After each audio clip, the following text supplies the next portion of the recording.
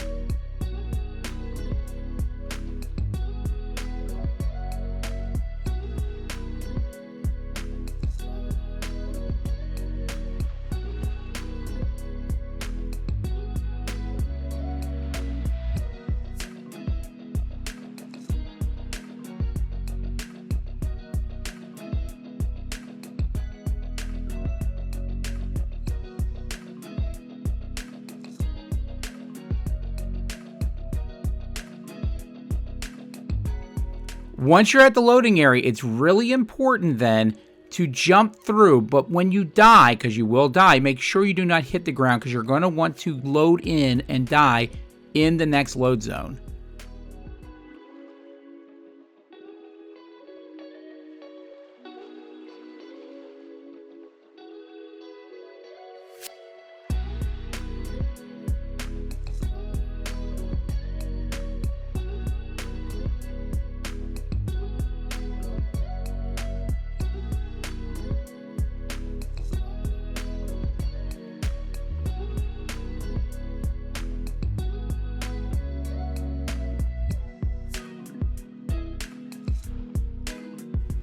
Load in and find your route to the chest.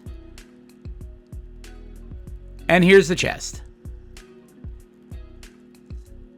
Next, we're talking about Deepstone Crypt. And for this one, you're going to go to the start area where you kill some enemies. And then you're going to need to do the Sparrow area to get to the first chest. One thing to keep in mind is that you get 10 stacks of Frostbite. It will kill you.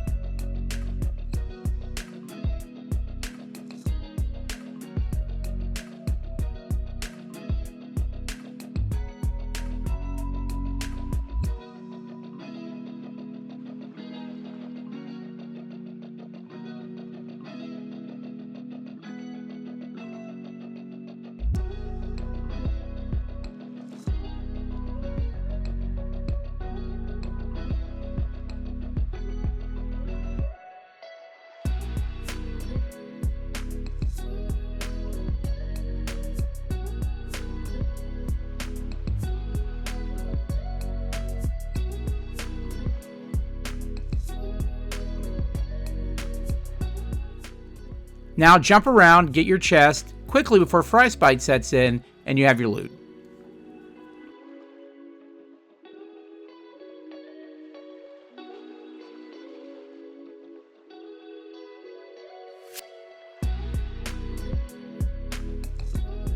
For Last Wish, you're going to need to go to the Wish Wall to go to 2 different encounters. If you've never done that, here's a path from Callie back to the Wish Wall.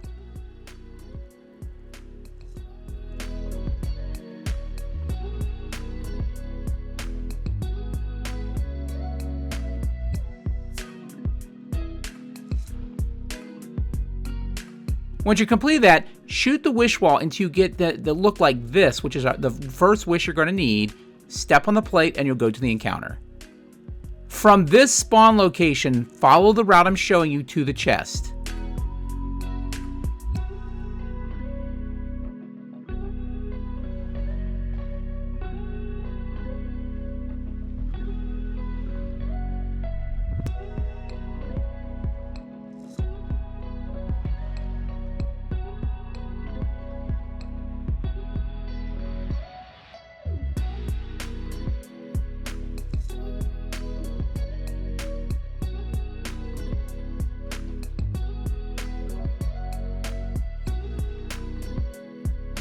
Once you get here, the chest is a little bit hidden, so I'm going to show you real quick where to jump. Jump into this area, grab the chest.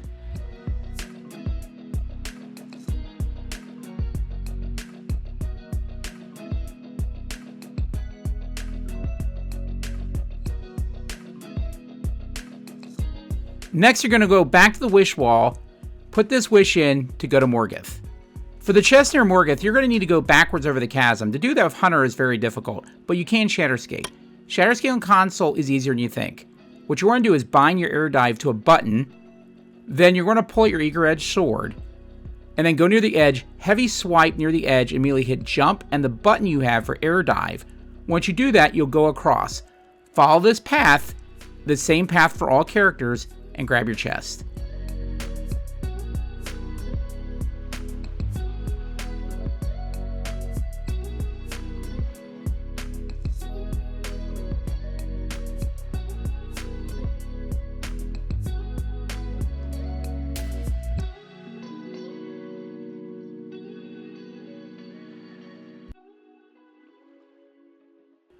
I am going to show each of the characters because the jumps on this are very difficult depending on your character. For Titan, if you have it, use line ramparts and a sword. And you use this and basically kind of hover a little bit, swing, hover a little bit, swing. This will get you past the OOB barrier and get you across. If you get stuck, you can also use Thunder Crash.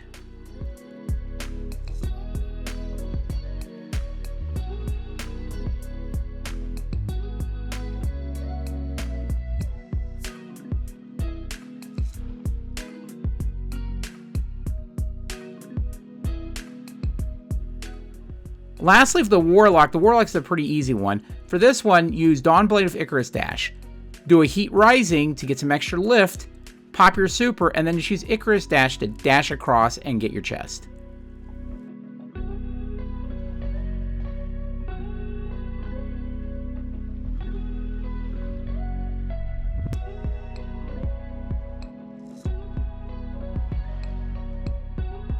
The first chest is where you enter the raid, so kill Savathun's projection and proceed to shoot 3 crystals along the way to the chest.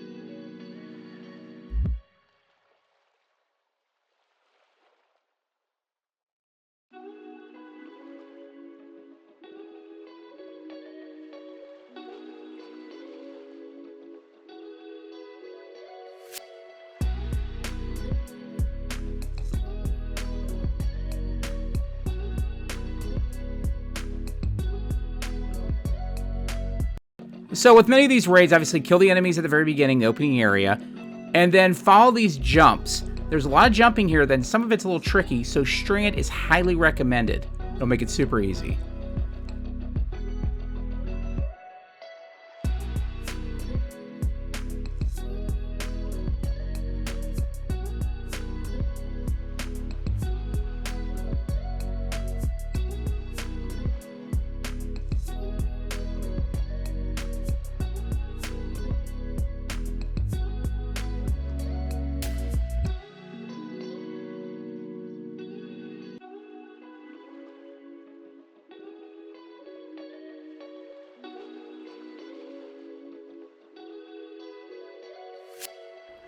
At this point, there's an invisible barrier that the only way you can get through it is by jumping and then sliding right after. Do that, take a corner off this area, and then aim towards a shadowy area down below with a rocket. Once you get there, you'll see, if you see the loading screen, immediately kill yourself the rocket. If you do that, you should load into the next area, which will allow you to get the first chest.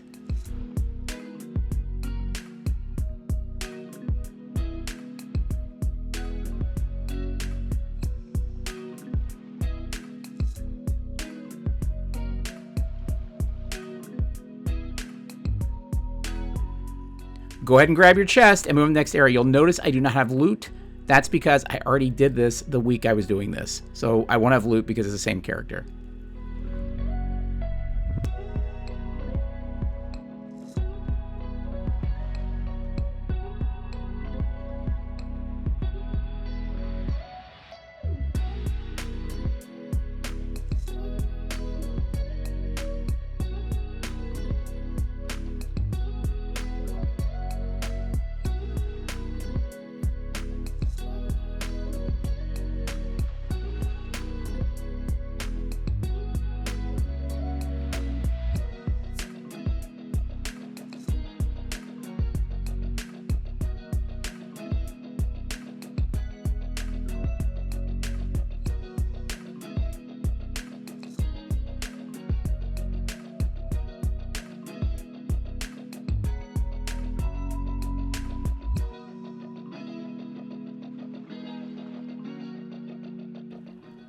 To get to the top of the next area can be tricky. Some people use Salvation's Grip. Some people use the Strand rocket grappling technique, which is very difficult, especially in console. But you can do this with Strand without any extra requirements. It just requires jumping into some hidden areas in the wall.